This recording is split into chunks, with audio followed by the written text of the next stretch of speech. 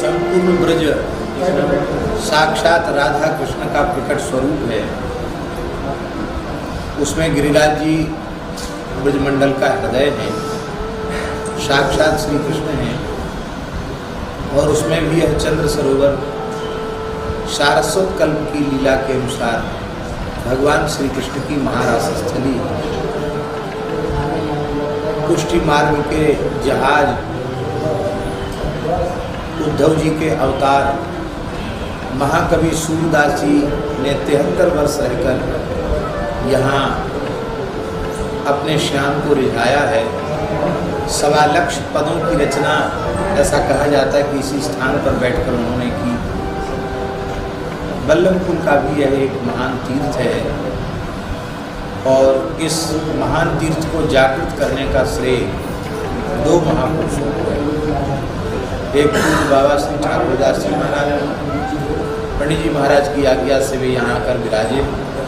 और आज जो कुछ दिख रहा है संस्कार ब्रजवासियों में, ये जो कुछ उत्सव भाव भक्ति दिख रही, इसमें बाबा का योगदान है। बाबा यहाँ विराजे, बाबा ब्रजवासियों से प्रेम करते हो, ब्रजवासी बाबा से प्रेम करते। पूज्य सदगुरुदेव श्री गणेश दास जी भक्तमाली जी का भी संबंध यहाँ से, इस गांव से, ब्रजवासियों से बड़ी घनिष्ठता पूर्वक रहा, अंतिम क्षण तक रहा। ब्रजवासियों ने महाराज जी को अपना बाबा माना और महाराज जी ने गांव को अपना गांव माना। पूज्य बाबा ठाकुरदास जी यहाँ विराजते, निरंतर गो चिंतन उनको बना रहता था। एक कसाई एक देसी बछड़ा ले जा रहा था, उस बछड़े को देखकर बाबा को दया आई और बाबा ने किसी व्यक्ति से कहकर कसाई से बछड़ा खरीद लिया गया और उस एक बछड़े को बचाने से यहाँ गौशाला का आरंभ हुआ। फिर पूज्य गुरुदेव श्री गणेश दास जी भक्तमाली जी महाराज की अध्यक्षता में एक समिति का गठन हुआ और यहाँ गौशाला विधिवत आरंभ हुई। अपने समय की सबसे पुरानी गौशाला ये है। इस गौशाला से अनेक गौशालाओं का जन्म हुआ। आज तक इस गौशाला के माध्यम से सैकड़ों ब्रजवासियों के घरों में गोपालन आरंभ हुआ और हजारों की संख्या में गोवंश के प्राण बचाए गए। तो यह एक उत्तम आदर्श गौशाला है। पुस्तकालय भी है, शिक्षण संस्थान भी है, औषधालय भी है और यह निरंतर प्रगति के पथ पर अग्रसर है। आज आवश्यकता है सभी गोभक्त, राष्ट्रभक्त, भारतीय सनातन विचारधारा में श्रद्धा रखने वाले लोग, वैष्णवजन, सबके सहयोग की आवश्यकता है और प्रेम से गौशाला को सब अपनी मान करके इसमें सहयोग करें। ऐसी है विनय पत्रिका। ऐसा अनुपम ग्रंथ है गोस्वामी तुलसीदास जी महाराज का कि इस एकमात्र ग्रंथ का आश्रय कोई साधक ले ले तो साधक जीवन के समस्त प्रश्नों का समाधान हो जाएगा। भगवत प्राप्ति का मार्ग प्रशस्त ही नहीं हो जाएगा, ईमानदारी से यदि विनय पत्रिका का चिंतन करे, उसे अपना जीवन बनावे, तो इसी शरीर से इसी जन्म में निश्चित भगवत साक्षात्कार हो जाएगा। इसमें कोई संदेह नहीं। समर्थ सद्गुरु जो कार्य करते हैं वही कार्य विनय पत्रिका करती है। जैसे अष्टादश पुराणों का सार सर्वस्व फलरूप श्रीमद् भागवत है और भागवत को लिखने के बाद भगवान व्यास पूर्ण संतुष्ट हुए। फिर और कुछ जीवों के कल्याण के लिए लिखने की आवश्यकता नहीं है, अब हमारा प्रयोजन पूर्ण हो गया, ऐसा भगवान व्यास जी ने समझा। ठीक इसी प्रकार से भगवान की प्रेरणा से कलिमल ग्रसित जीवों के ऊपर अत्यंत अनुग्रह करके कलियुग के दोषों से बचने के उपाय के रूप में जीव का परम कल्याण हो जाए, इसी जन्म में भगवत प्राप्ति हो जाए, साधक के अंतःकरण का ज्ञान, वैराग्य, भक्ति तीनों सुदृढ़ हो जाएं, परम परम प्रेम उसे प्राप्त हो जाए, वह कृतकृत्य हो जाए, कृतार्थ हो जाए, इसी प्रयोजन के लिए मानव गोस्वामी जी ने अपनी अंतिम कृति के रूप में इसको प्रकट किया। इसको YouTube पर प्रचारित भी किया जा रहा है, इस प्रसारण भी इसका किया जा रहा है। उसको जो भी देखेंगे उन्हें घर बैठे नित्य सत्संग प्राप्त हो जाएगा। और हम ऐसा अनुभव करते हैं कि उन्हें यह नहीं लगेगा, जितनी देर वे सुनेंगे उनको नहीं लगेगा कि हम वृंदावन से दूर हैं। आप अपने घर में बैठकर यह अनुभव करेंगे कि हम संतों के, गुरुजनों के चरणों में श्रीधाम वृंदावन में ही भावमय स्वरूप से बैठकर श्री विनय पत्रिका के माध्यम से सत्संग। तत्सत श्रीमते रामचंद्राय नमः। ओम नमः परमहंसास्वादित चरण कमल चिन्मकरंदाय भक्तजनमानस निवासाय श्रीरामचंद्राय।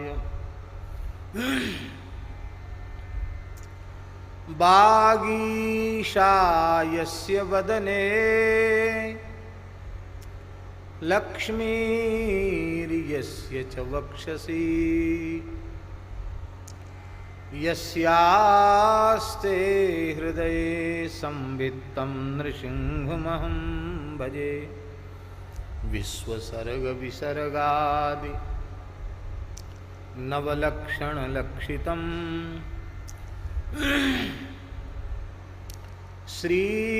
श्रीकृष्णाख्यं परं धाम जगद्धाम नमामि तत्।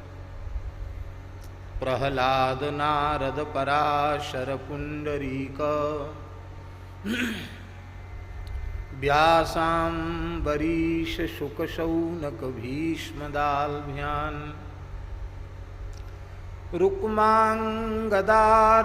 वसिष्ठ विभीषणादीन् पुण्यानिमान् परम भागवतान् नमामि। वाञ्छाकल्पतरुभ्यश्च कृपा सिन्धुभ्य एव च पतितानां पावनेभ्यो वैष्णवेभ्यो नमो नमः।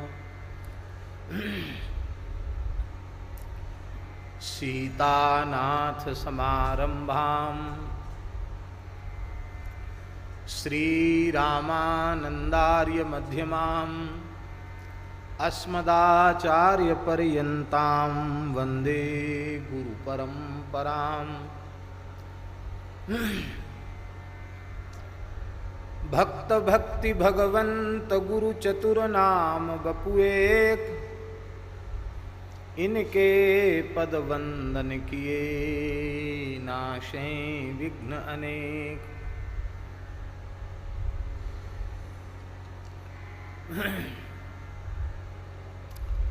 बंदौ गुरुपद कंज कृपा सिंधु नर रूप हरि महामोह तम पुंज जासु बचन रवि कर निकर।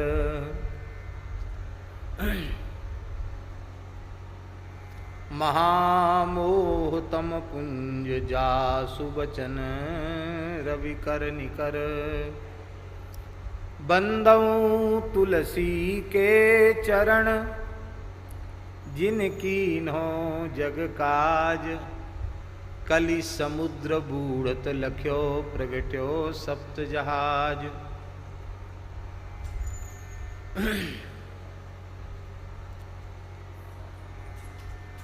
नमो राम गुरुदेव जू जन त्रिकाल के बंद। विघ्न हरण मंगल करण श्री रामदास आनंद। श्री राम जय जय राम। श्री राम जय जय राम। श्री राम जय जय राम। श्री राम जय राम जय श्री राम जय जय राम श्री राम जय राम श्री राम जय जय राम श्री राम जय जय राम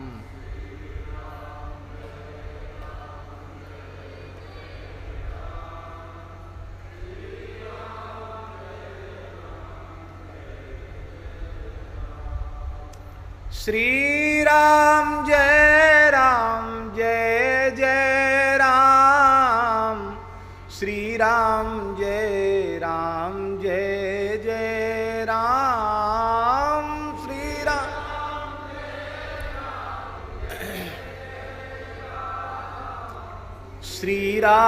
श्री राम जय जय राम श्री राम जय जय राम श्री राम जय जय राम श्री राम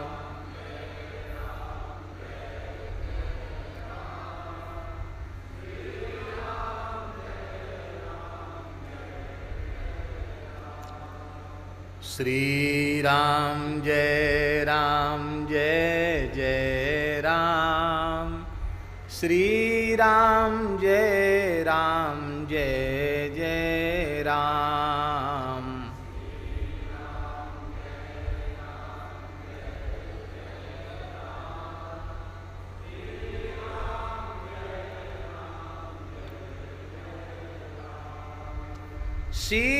सीताराम जय सीताराम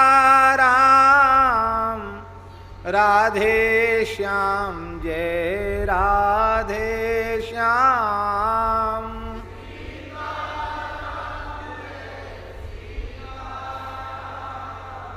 राधे श्याम जय जय श्यामा जय श्याम जय श्री वृंदावन धाम जय श्यामा जय श्याम जय श्री वृंदावन धाम श्री राम जय जय राम श्री राम जय जय राम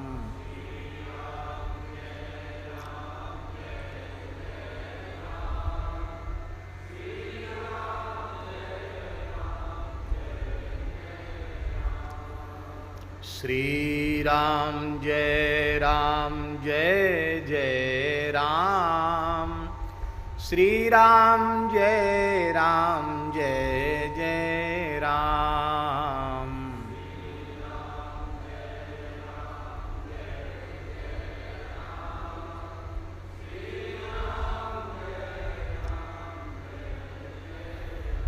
श्री सीताराम नाम महाराज की जय श्री सीतारामचंद्र भगवान की जय श्री वृंदावन बिहारी लाल की जय श्री यमुना महारानी की जय श्री गिरिराज महाराज की जय श्री सूरश्याम गोधाम की जय श्री जड़कोर गोधाम की जय श्री पथमेड़ा गोधाम की जय श्री 84 कोस ब्रजमंडल धाम की जय श्री सद्गुरुदेव भगवान की जय परम पूज्य श्री प्रेम भिक्षु जी महाराज की जय परम पूज्य श्री काश्मीरी बाबा जी महाराज की जय श्री हनुमान जी महाराज की जय सब संतन की जय सब भक्तन की जय सब विप्रन की जय समस्त ब्रजवासीन की जय। गोस्वामी श्री तुलसीदास जी महाराज की जय। श्री विनय पत्रिका जी की जय। श्री हनुमान जी महाराज की जय। जय जय श्री राधे, जय जय श्री सीताराम, हर हर महादेव। हरिशरणम भक्तवांछा कल्पतरु, भक्तवत्सल शरणागत वत्सल, दीनबंधु दया सिंधु कृपा सिंधु, भगवान श्री सीताराम जी की महती कृपा करुणा से श्रीधाम वृंदावन में श्री यमुना पुलिन वंशीवट ज्ञान गुदरी श्री गोपीश्वर महादेव की सन्निधि में स्थित श्री मलुक पीठ के इस पवित्र परिसर में हम आप सब मानव जीवन का सर्वोत्कृष्ट फल सत्संग श्री विनय पत्रिका जी के माध्यम से प्राप्त कर रहे हैं। कल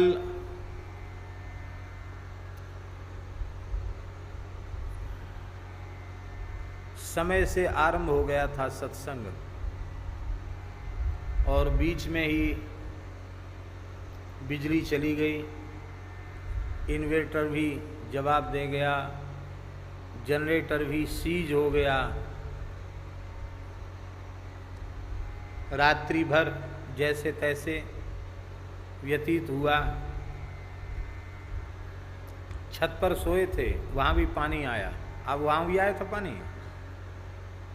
पर दास ने सोचा कि पानी आवे तो आवे, थोड़ा भीजेंगे देखें। तो अपने सब कपड़ा ओढ़ लिए, वो सब भीज गए।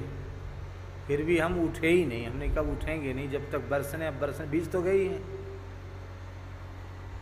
तो राम जी की दया से रघुनाथ जी ने खूब स्नान कराया, सवस्त्र। अभी संभवतः वो सब कपड़े भी सूखे नहीं हैं और मोटर के कारण पानी की समस्या प्रायः हो जाती है। तो सवेरे से जल भी नहीं था, तो पुरानी गौशाला गए और वहाँ से पता नहीं कैसे अकस्मात प्रेरणा हुई, तो यमुना जी का दर्शन कर लेते हैं। फिर यमुना जी से सीधे राधा रानी मानसरोवर चले गए। वहाँ सवेरे का समय बहुत अच्छा व्यतीत हुआ, एकदम शांत एकांत। हमारे ब्रज का महान तीर्थ है मानसरोवर। राधा रानी के नेत्रों के जल से, विरहाश्रुओं से, प्रेमाश्रुओं से उसका प्राकट्य हुआ है। तो वहाँ पहुँच गए, वहीं स्नान। वहाँ तो जल खूब दिव्य निर्मल जल है। तो मानसरोवर में स्नान हुआ, मानसरोवर की परिक्रमा हुई। फिर वहीं विचार तो था ही नहीं वहाँ जाने का, तो फिर नित्य नियम का सामान, पाठ पूजा का सब वहीं मंगा लिया। तो पाठ पूजा करके वहीं कुछ अमनिया आ गया, वो श्री जी को भोग लग गया। वहीं कुछ पा करके फिर गौशाला गए और गौशाला से आए तो यहाँ दीनबंधु दास जी ने कहा कि जो जनरेटर जल गया है उसके तो इतने जल्दी संभव नहीं, उसको बदलना ही पड़ेगा, समय लगेगा उसमें। फिर ये किराए वाला जनरेटर आया, बोले जनरेटर आ जाएगा और सब शुरू हो जाएगा, तो आज आप थोड़ा विलंब से शुरू करना। कितने बजे तक आपका काम हो जाएगा? बोले 5:30 बजे तक ये सब काम हो जाने की संभावना है। उनके ठीक। तो 5:30 बजे तो व्यवस्था की दृष्टि से कहा गया, आधा घंटा हमको और अधिक विलंब हो गया स्नान आदि करने में, तो आज थोड़ा 1 घंटा विलंब हुआ, उसके लिए हम क्षमा प्रार्थी हैं। और कल से एक उत्सव और आरंभ होगा। हमारे ब्रजमंडल में कौन नहीं जानता है परम पूज्य प्रातः स्मरणीय पंडित श्री गया प्रसाद जी महाराज गिरिराज जी वाले बाबा सरकार, उनके परम कृपा भाजन पूज्य बाबा ठाकुरदास जी का उत्सव प्रतिवर्ष सूर्यश्याम गौशाला में मनाया जाता है। कल वहाँ भी संक्षिप्त रूप में गिरिराज जी का अभिषेक और ग्वारियों का सत्कार, गो पूजन आदि होगा वहाँ भी। पर इस बार 3 दिन का उत्सव, गंगा दशहरा, निर्जला एकादशी और द्वादशी, ये 3 दिन का उत्सव यमुना मंदिर में होगा। श्री रश्मि भाई जी भीम जियानी, जो वल्लभ कुल के बड़े समर्पित वैष्णव हैं और पूज्य बाबा श्री ठाकुरदास जी का महान अनुग्रह उन्हें प्राप्त रहा।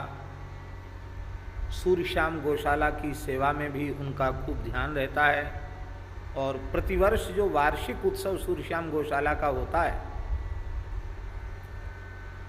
हर साल एक उत्सव होता है गौशाला का, उसमें पहले उत्सव से लेके अब तक लगातार 2006 से लेके अब तक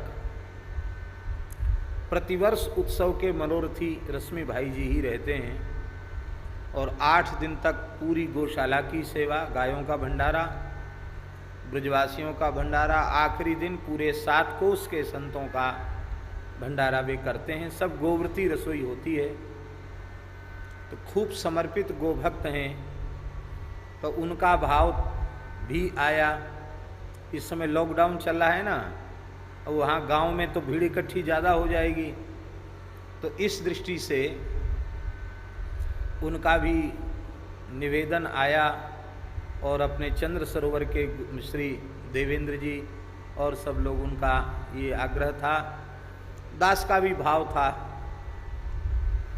तो यमुना मंदिर में वो उत्सव कल से आरंभ है। 3 दिन श्रीमद् भागवत के मूल पारायण होंगे। 3 दिन में 3 पाठ होंगे भागवत जी के मूल। सस्वर होंगे। आप लोग कहेंगे 3 दिन में 3 पाठ कैसे होंगे? तो जानकारी की दृष्टि से हम आपको बता देते हैं। एक तो सप्ताह की विधि है ही, और एक विधि यह भी है कि एक दिन में संपूर्ण पारायण हो जाए, क्योंकि 7 जो सप्ताह पारायण के जो 7 विश्राम हैं, तो 7 ब्राह्मण बैठ जाएं और पहले दिन वाला पाठ, दूसरे दिन वाला, इसे 7 दिन वाला पाठ 7 ब्राह्मण बैठकर एक साथ कर लें, तो एक दिन में भी सप्ताह पाठ हो जाता है। तो 3 दिन सप्ताह पाठ यमुना जी की सन्निधि में होगा। 3 भागवत जी के सप्ताह पाठ होंगे और नित्य श्री यमुना जी का फूल बंगला होगा। पुष्प के महल में श्री यमुना जी विराजेंगी। आखिरी दिन यमुना जी के साथ यहाँ भी और खाक चौक में भी थोड़ा फूलों का श्रृंगार होगा, फूल बंगला होगा। तो ये त्रिदिवसीय उत्सव है भागवत जी के पाठ का, और कथा का समय यथावत रखा गया है, पर कथास्थल ये न होकर यमुना जी का सत्संग भवन 3 दिन के लिए कथास्थल होगा। तो सब लोग वहीं बैठ कर के सत्संग लाभ प्राप्त करेंगे। ये यमुना जी वृंदावन का सबसे प्राचीन यमुना जी का स्वरूप है। ये जो यमुना मंदिर, आपने दर्शन किया है? नहीं किया? क्या कहना। जहाँ से रोड है ना, यहाँ 60-70 साल पहले यहाँ यमुना जी का इतना प्रवाह चलता था कि हाथी डूब जाए। नीचे सब यमुना जी के घाट हैं। ये खाकचौक आश्रम जो है ना, वो यमुना जी के घाट पे है। समय कितना बदल जाता है। हमारे महाराज जी कहते थे कि कितने पात्र यमुना जी में समाधि ले गए, कड़ाही और भगोना सब क्यों यहीं था ही। किसी ने भी सरका दिया, हाथ से खिसक गया, मनिया करते करते तो गया यमुना जी में। और इतना अथाह जल था यमुना जी में कि जो चला गया उसको फिर कोई निकालने वाला नहीं होता, हाथ ही डूब जाए, इतना गहरा जल। और गहराई में थी यमुना जी, यमुना जी गहराई में थी और ये ऊंचाई में था।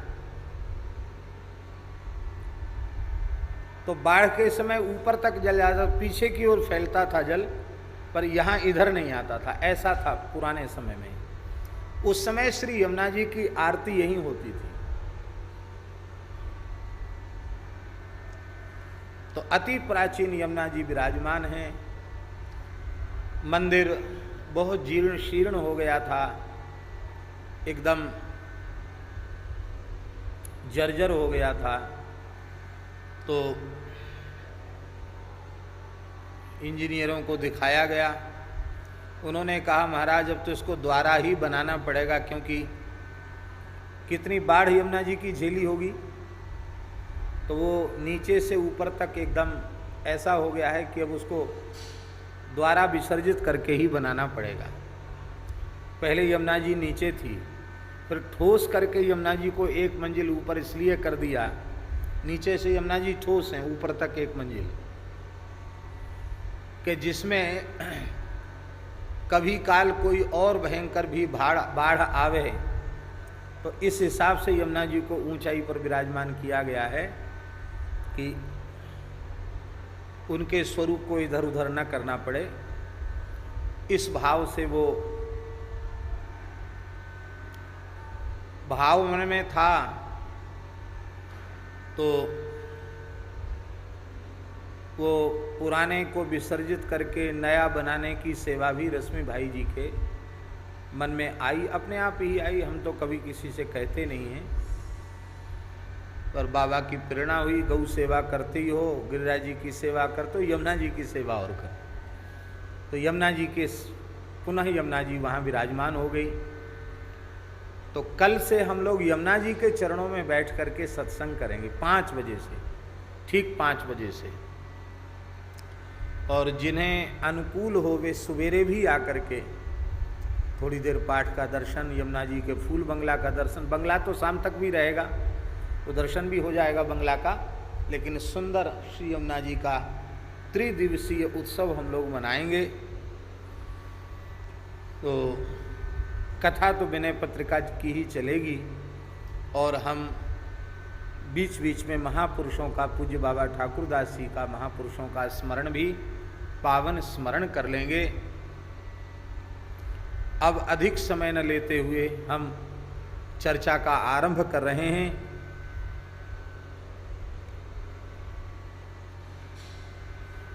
सारी तैयारी कर लेना कल की आप।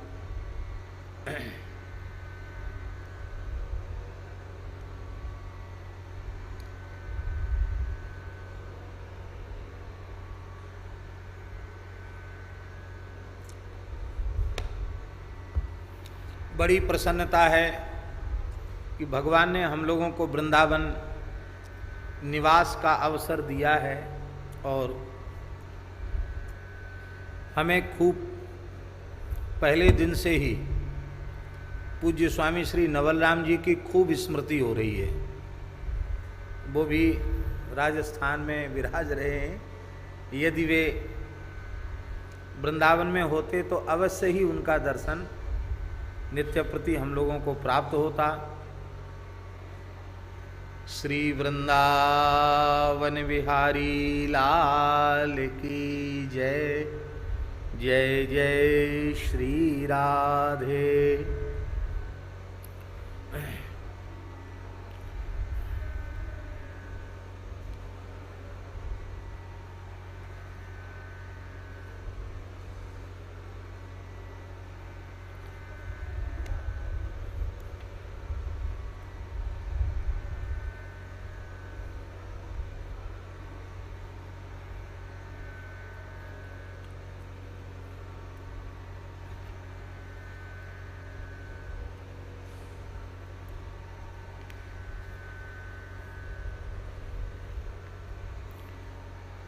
पद संख्या 25 श्री हनुमान जी की स्तुति का प्रकरण चल रहा है। जयत्यंजनी गर्भ अम्बोधि संभूत विधु विबुध कुल कैरवानंदकारी केसरी चारुलोचन चकोरक सुखद लोकगण शोक संतापहारी जयति जय बाल कपि केलि कौतुक उदित चंडकर मंडल ग्रास करता राहु रवि शक्र पवि गर्व खरवी करण शरण भय हरण जय भुवन भरता जयति रणधीर रघुवीर हित देवमणि रुद्र अवतार संसार पाता विप्र सुर सिद्ध मुनि आशीषाकार बपुस विमल गुण बुद्धि बारिधि विधाता जयति सुग्रीव ऋक्षादि रक्षण निपुण बाली बलशाली बध मुख्य हेतु जलधि लंघन सिंह सिंहिका मद मथन रजनिचर नगर उत्पात केतु जयति भूनंदनी शोच मोचन विपिन दलन घन नाद बस विगत शंका लूम लीला नल ज्वाल माला कुलत होलिका कर्ण लंकेश लंका। यहाँ तक कल हम स्मरण कर चुके हैं।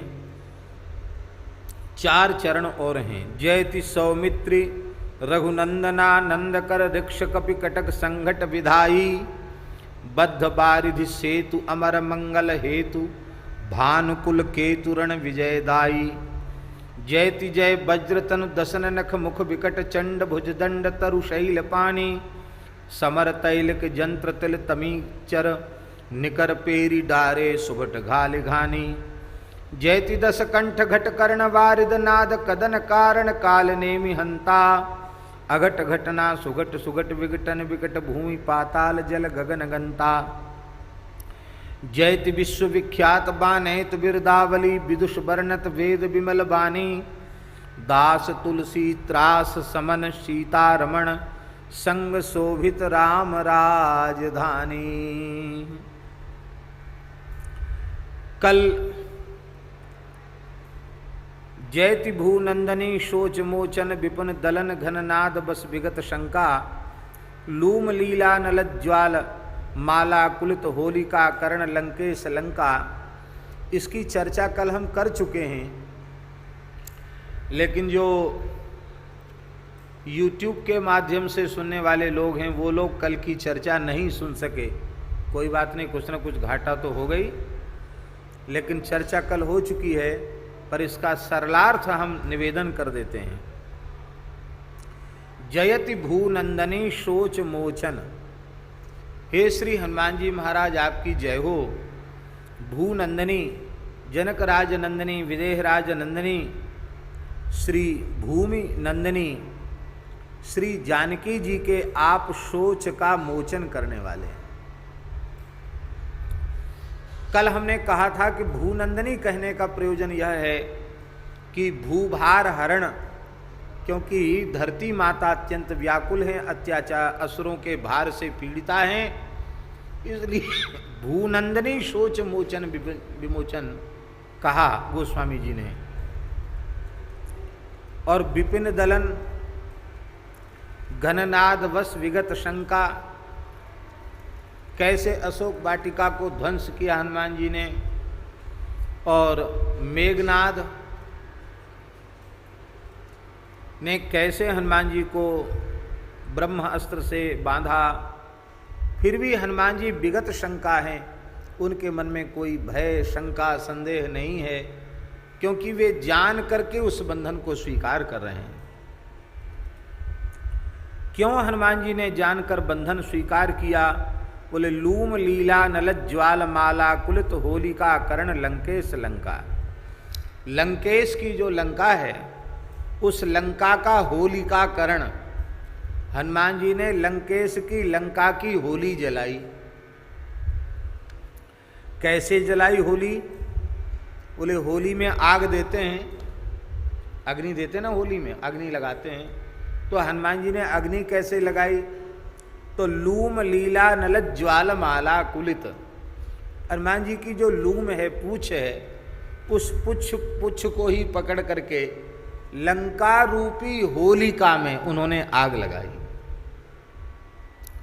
होलिका राक्षसी लंका को ही होलिका का रूपक दिया और कहा होलिका रूपी लंका में हनुमान जी ने आग लगाई।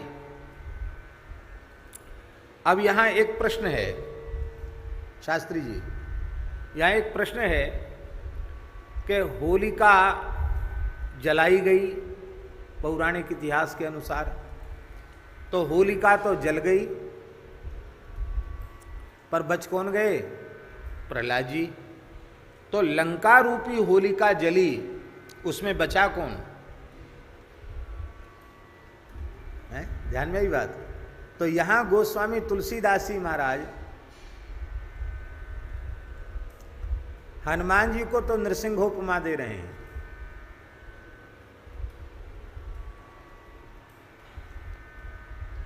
और श्री विभीषण जी को प्रहलाद जी की उपमा दे रहे हैं।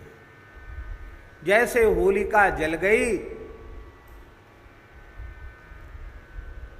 जैसे होलिका जल गई और श्री प्रहलाद जी बच गए, ऐसे ही जारा नगर निमिष एक माही, एक विभीषण कर ग्रह नाही। विभीषण जी बच गए। तो कल इस पूरे पद्य का, भाग का, इस छंद का हम स्मरण कर चुके हैं।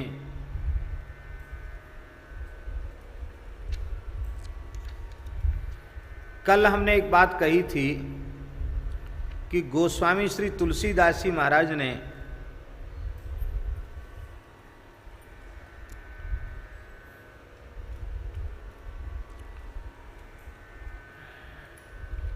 लंका दहन लीला का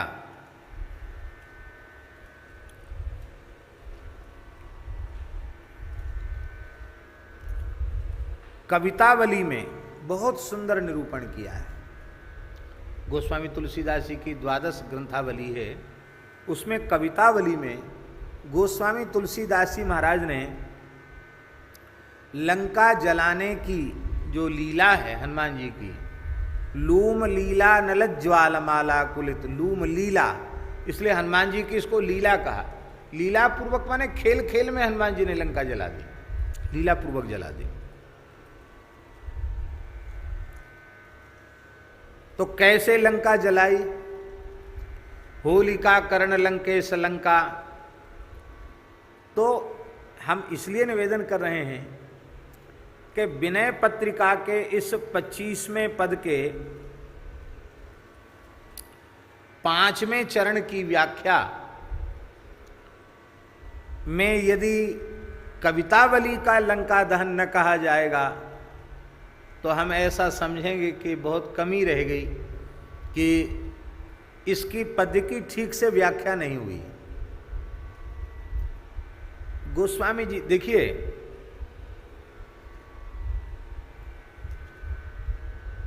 श्रीमद् भागवत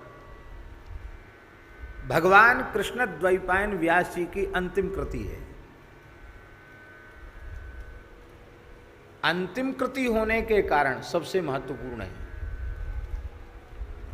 सूत्रात्मक है, और श्रीमद् भागवत जी को ठीक से समझने के लिए भगवान व्यास की समस्त पूर्वकृत कृतियों का ठीक से अवलोकन करना होगा।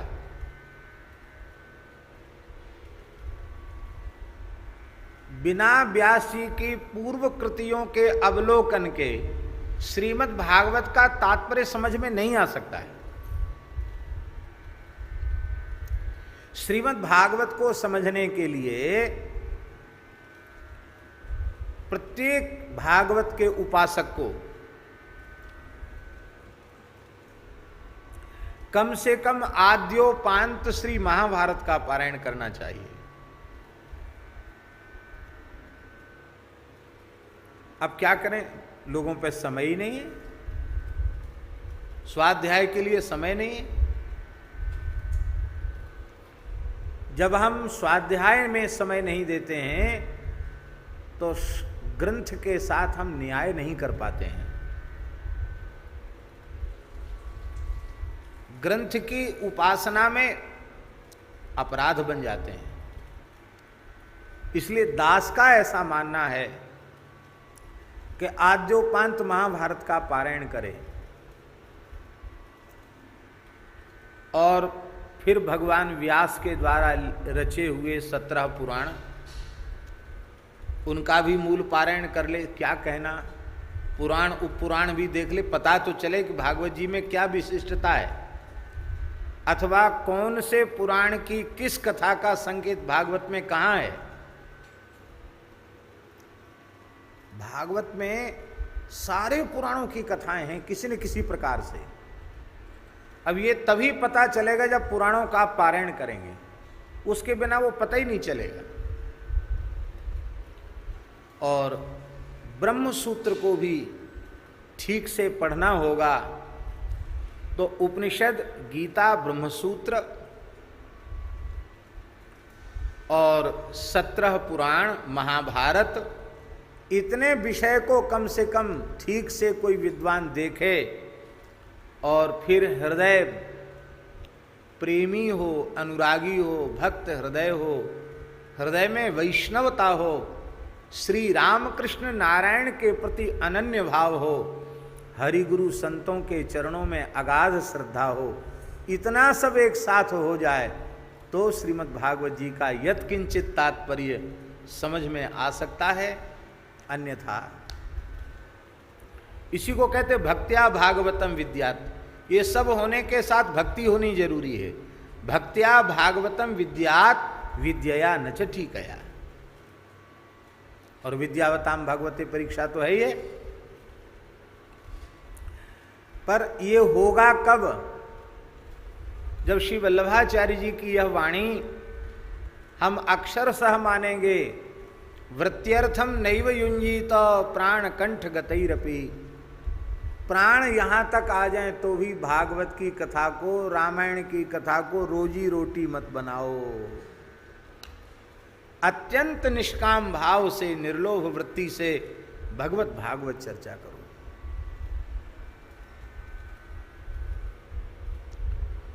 तो जैसे भागवत को समझने के लिए व्यास जी की पूर्व कृतियों का ठीक से अवलोकन आवश्यक है, ऐसे ही विनय पत्रिका को समझने के लिए, क्योंकि विनय पत्रिका गोस्वामी जी की अंतिम कृति है, गोस्वामी जी के एकादश ग्रंथों को ठीक से देखना जरूरी है। हम इसीलिए प्रार्थना कर रहे हैं कि हम विनय पत्रिका जैसे अत्यंत गुरु गंभीर ग्रंथ की चर्चा करने के योग्य नहीं हैं, हम उसके अधिकारी नहीं हैं। क्योंकि हम अधिकारी तब अपने को यत्किंचित मान सकते थे जब हमें तुलसीदास जी की एकादश कृतियों पर अधिकार होता। हम तो रामचरितमानस का भी ठीक से अभ्यास हमको नहीं है। तो एकादश ग्रंथावली ठीक से समझ लेवे तो वो कह सकता है। यहाँ जो कुछ हम निवेदन कर रहे हैं इसमें निज बुद्धि बल भरोस मोहि नाही है ही नहीं, तो भरोसा ही करना व्यर्थ है। जो कुछ कह रहे हैं केवल और केवल श्री सद्गुरु भगवान के अनुग्रह से कह रहे हैं, उनकी कृपा से कर रहे हैं। श्री प्रेम भिक्षु जी महाराज की कृपा से कर रहे हैं, श्री तुलसीदास जी महाराज की कृपा से कर रहे हैं। तो ठीक इसी प्रकार से विनय पत्रिका में एकादश ग्रंथों के सूत्र प्राप्त होते हैं। और आप जब से ये प्रवचन चल रहा है, आज कितने दिन हो गए हैं? 29वां, आज 29 दिन हो गए। तो आपने देखा होगा कि कवितावली, दोहावली, रामचरितमानस सब आ गए कि नहीं? कहीं न कोई सूत्र आ ही जाता है गोस्वामी जी का। इतना अद्भुत यह विनय पत्रिका का स्वरूप है। तो लंका दहन जो इस पंक्ति में गोस्वामी जी ने 25वें पद्य के 5वें चरण में जो वर्णन किया है उसका वर्णन कवितावली में उसका व्याख्यान गोस्वामी जी ने किया है। माने कवितावली के इस व्याख्यान को सूत्रात्मक रूप में विनय पत्रिका के 25वीं संख्या के पद के 5वें पद्य में चरण में गोस्वामी जी ने इसके ही सूत्रात्मक स्वरूप को प्रस्तुत किया है। इसलिए उस सूत्र की व्याख्या करने के लिए कवितावली का लंका दहन पढ़ना पड़ेगा। अब हम केवल पद्य पढ़ रहे हैं और आवश्यक होगा तो कहीं उसकी हिंदी अर्थ भी करेंगे, पर आप ध्यान से सुनेंगे तो आपको बहुत रस मिलेगा और सब समझ में आ जाएगा। बसन बटोर बोर बोर तेल तमी चर, खोरी खोरी धाए आए बांधत लंगूर हैं, तैसो कपि कौतुकी डेरात ढीले गात के लात के आघात सहे जी में कहे कूर है, बालक लकारी के तारी दे दे गारी देत, पाछे लागे बाजत निशान ढोल तूर हैं, बालधी बड़न लागी ठोर ठोर दीनी आगी, बिंधी की दवारी के धो कोटि सत सूर हैं। वाह! गोस्वामी जी कहते हैं कि बसन बटोर, पूरे लंका के कपड़े बटोर लिए गए। बटोरना जानते ना, एक कपड़ा कहीं लंका में छोड़ा नहीं गया, सारे कपड़े बटोर लिए गए। कल हमने दीनबंधु दास जी ने आनंद रामायण का भाव सुनाया तो हमने कल कहा था कि राक्षसों के भी कपड़े उतरवा लिए, तो सब बटोर लिए कपड़े और तेल बोरी बोरी, तेल में बोर बोर करके और पूंछ पर बांधने लगे। खोरी खोरी धाई आई बांधत लंगूर हैं, दौड़ दौड़ करके, खोर खोर माने गली गली, गली गली से राक्षस दौड़ दौड़ करके हनुमान जी की पूंछ में कपड़ा बांधते हैं। और हनुमान जी क्या करते हैं, तैसो कपि कौतुकी डेरात ढीले गात के। हनुमान जी ऐसे कौतुकी हैं, खिलाड़ी हैं कि कोई कपड़ा बांधता है, कुछ करता तो नहीं, ऐसे दुबक जाते हैं, ऐसे डर जाते हैं। अरे इतना विशाल बंदर डर गया देखो हमसे, और जो डर जाता उसको और ज़्यादा डराया जाता। लात के आघात सहे, वो राक्षस आकर हनुमान जी को लात मारते हैं, चरण प्रहार करते हैं। जी में कहे कूर है, जी में कहे कूर है। ध्यान में आई बात, राक्षस जब लात मारते हैं तो हनुमान जी मन ही मन कहते हैं, अरे बड़े कायर हैं, मार लो लात, हमारा तो कुछ बिगड़ने वाला है नहीं, लेकिन तुम जो लात मार रहे हो और कपड़ा बोर बोर करके तेल में जो पूंछ से बांध रहे हो, उसका मैं महाचक्रवृद्धि व्याज, चक्रवृद्धि तो होता ही है, वो इसमें महा और लगा दो, महाचक्रवृद्धि व्याज के सहित हम तुरंत उसका फल तुम्हें प्रदान करेंगे। बालक किलकारी कह के तारी दे दे गारी देत, बालक जो हैं किलकारी मारते हैं, ताली बजा बजा कर गारी देत, गाली देते हैं। गाली क्यों देते हैं? बोले राक्षसों के घर में गाली गलौज का वातावरण, तो जिनके घरों में गालियां दी जाती हैं उनके छोटे बच्चे अपने आप गाली देना सीख जाते हैं, उनको किसी विद्यालय में गाली की शिक्षा प्राप्त नहीं करनी पड़ती। देखो बुरो मत मानियो, ब्रजवासिन में प्रायः गाली देवे के संस्कार जन्मजात हुए, पर हम एक प्रार्थना करें, कुसंस्कार और कुरीति वाकु समादर देनो अच्छी बात नहीं है। आप तो पंडित हैं, विद्वान हैं, क्या आप गाली देने की बात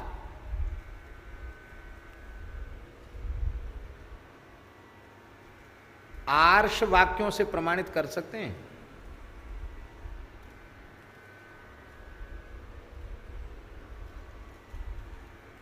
भैया हम तो ब्रजवासी, हमें तो गाली देवे को जन्मते ही अभ्यास है। जन्मते कहाँ ते अभ्यास है भैया?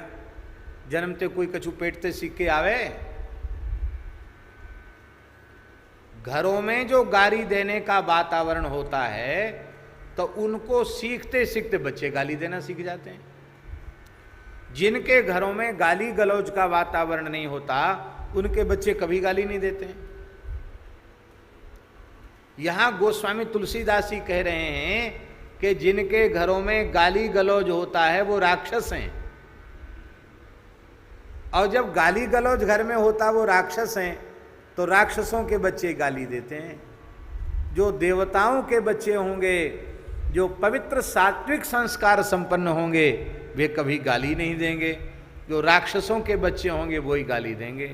तो अब ये अपने आप में निर्णय कर लो कि हम राक्षस हैं कि हम सच्चे अर्थ में देवता हैं, क्या हैं। एक बहुत अच्छे महापुरुष थे वृंदावन के, पूज्य परम पूज्य प्रातः स्मरणीय श्री मोटे गणेशी वाले महाराज जी। चतुर्वेदी थे वो, पंडित श्री दुर्गा प्रसाद जी चतुर्वेदी। हमारे अपने विश्वास के अनुसार वे भगवत साक्षात्कार संपन्न महात्मा थे। आपने दर्शन किया उनका? भंडारी जी ने भी दर्शन किया, दास ने भी दर्शन किया, बड़ी कृपा थी। हमारे पूज्य गुरुदेव भक्तमाली जी ने 1 महीना उनको कथा सुनाई। समय शब्द की एकता का बहुत ध्यान रखते थे।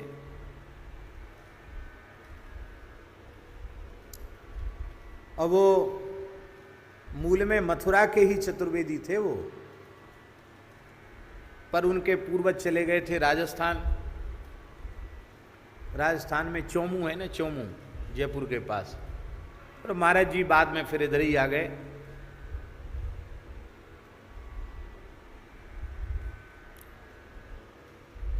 तो भगवान श्री कृष्ण का कई बार प्रत्यक्ष दर्शन उन्हें प्राप्त हुआ था।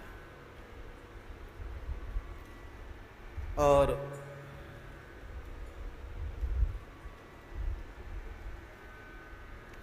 भगवान श्री कृष्ण की ग्वाल मंडली में एक सखा था शुकदेव। उस सुखदेव नामक सखा के वे स्वरूप थे, ऐसा अनुभव में आता था। और हमारे यहाँ जो पूज्य परमहंसी महाराज हैं, उन्होंने कई वर्षों तक उनके घर में जाकर सेवा की।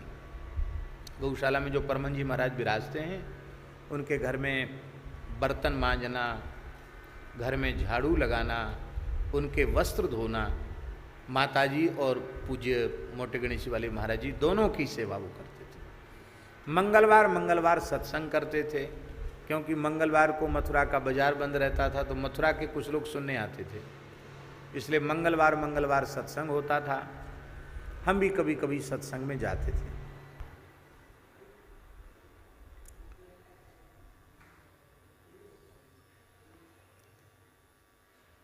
वृंदावन बिहारी लाल की जय। बड़े समर्थ महापुरुष थे मोटे गणेशी वाले महाराज जी, उच्च कोटि के महात्मा थे। उनकी वाणी ऐसी थी, सीधे चोट करती थी हृदय पर, ऐसी वाणी थी।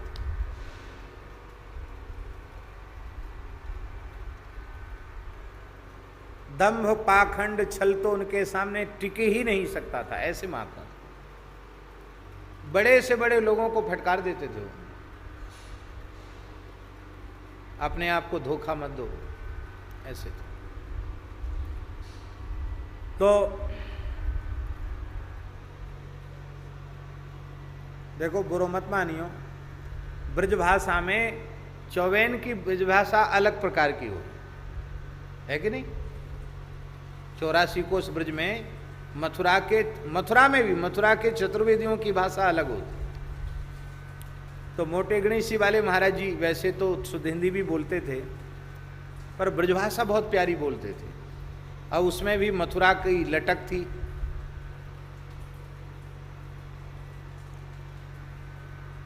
पूज्य श्री मोटे गणेश जी वाले महाराज जी की बात वे कहते थे कि भैया हम तो वायु को ब्रजवासी माने, जो श्री कृष्ण के संग खेले खाए, श्री कृष्ण की लीला को याई देह सो इन्हीं आँखन सो अनुभव करे, हम तो वायु को ब्रजवासी माने हैं, ये कहते थे।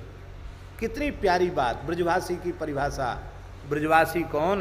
बोले जो कन्हैया के संग खेले खाए गैया चरावे, लीलान को प्रत्यक्ष अनुभव करे, सोई ब्रजवासी। वे कहते थे भैया गारी देवे तो तुम ब्रजवासी नहीं है जाओगे, तुम गारी दे दी तो हम ब्रजवासी है गए। ऐसो भजन करो, ऐसो भजन करो कि ठाकुर जी के साथ तुम खेलवे लग जाओ, तो तुम ब्रजवासी कहलावे के योग्य होगे।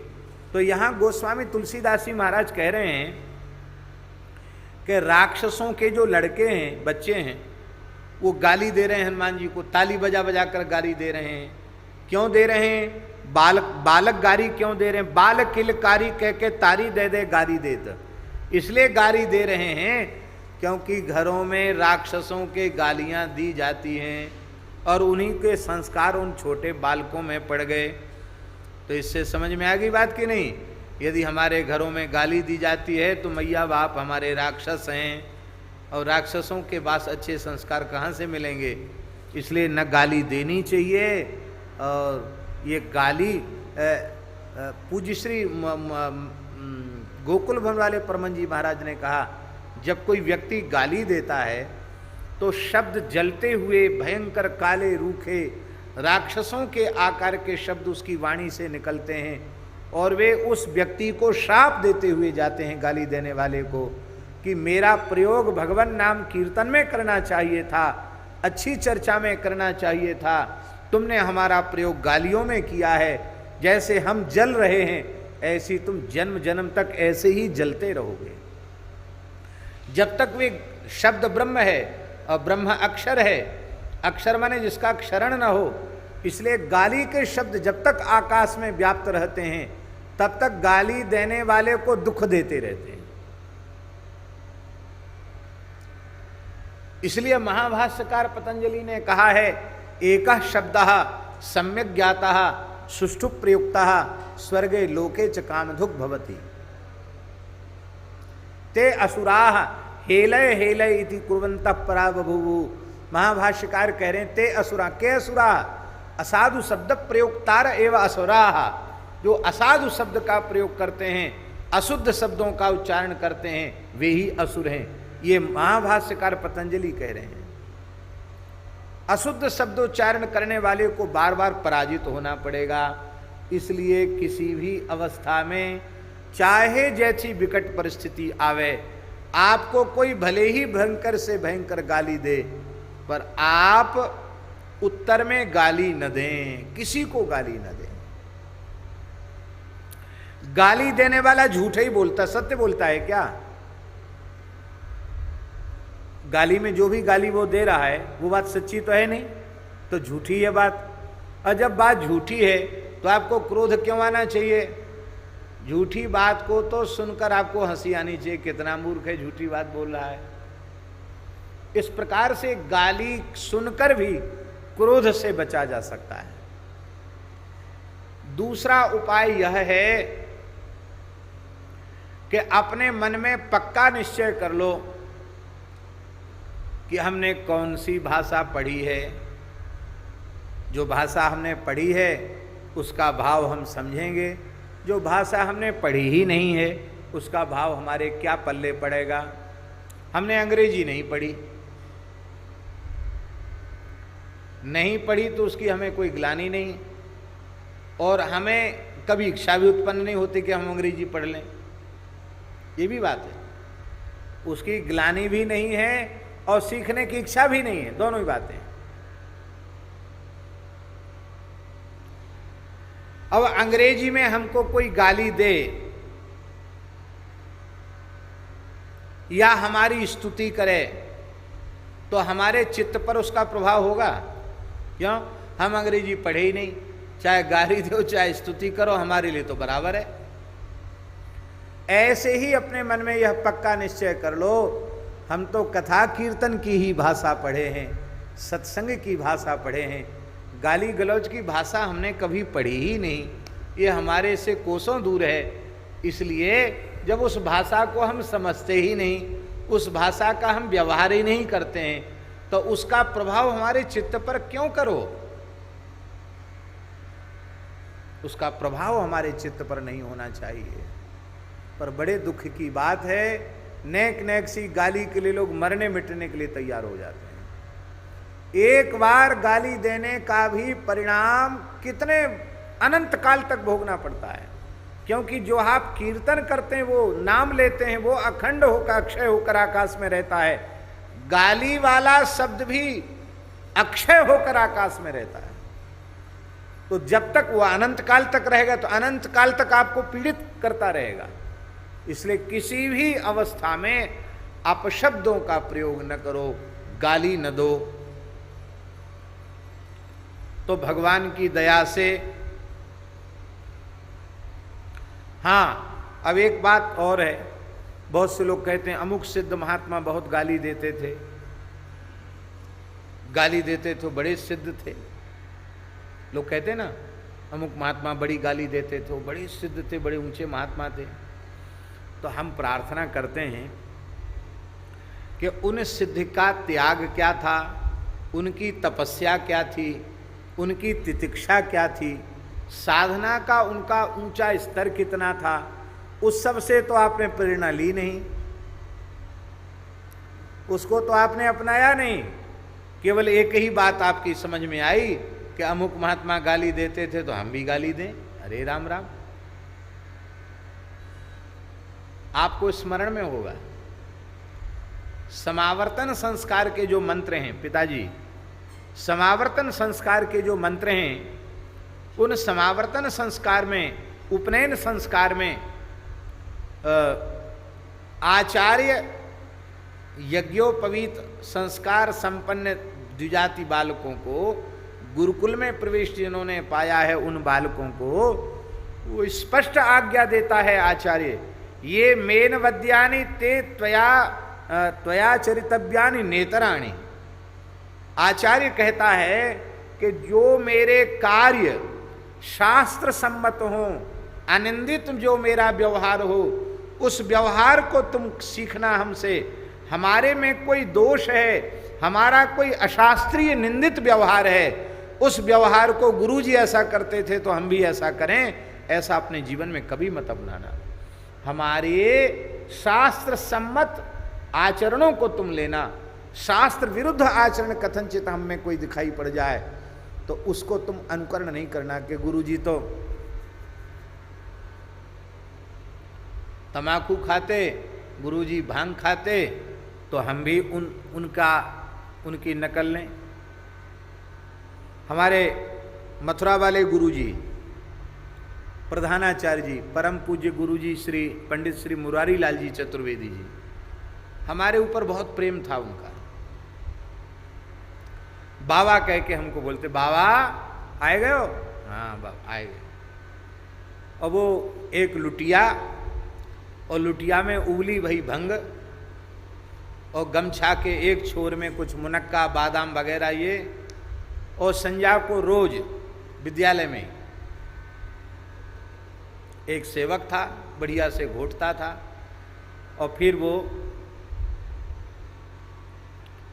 पा करके वहाँ स्नान करते थे, बोरिंग थी, बढ़िया से स्नान करके, और बढ़िया गोपी चंदन को थोपा, ब्रजवासी थोपा चंदन लगायो, और सुंदर रोरी से बल्लभ कुली तिलक लगाए, और फिर यहाँ से वो जाते थे, नित्य उनका नियम था। और इतना अच्छा पढ़ाने का ढंग था उनका। अब हमारे ऊपर बड़ा उनका स्नेह था, बहुत स्नेह था। माने हम साहित्याचार्य नहीं करना चाहते थे, पर उन्होंने कहा कि बाबा तू हमारे पास ना पढ़ो, तो तुम साहित्याचार्य करो। तो हम साहित्याचार्य उनकी आज्ञा से किया, और उन्होंने हमको रस गंगाधर आदि, ध्वन्यालोक, रस गंगाधर, ये सब बड़े प्रेम से पढ़ाए। यद्यपि उन्होंने जितने बढ़िया से पढ़ाए उतना बढ़िया हम पढ़ नहीं पाए, लेकिन उन्होंने बड़ी कृपा की। अब हम एक इसलिए उनका स्मरण कर रहे हैं को इतना बढ़िया पढ़ाते थे, अब हम उनका यही गुण ले लें में रोज भंग छानने वाला, तो ये तो अच्छी बात नहीं है। और ना वो कभी ऐसा कहते थे कि तुम भी एक गोली ले लो, कभी नहीं कहते थे। ये नहीं कहते थे कि भाई हम भी, और व्यसनी लोग कैसे होते हैं, चिलम पीने वाले लोग छोटे छोटे बच्चों को चिलम सिखा देंगे।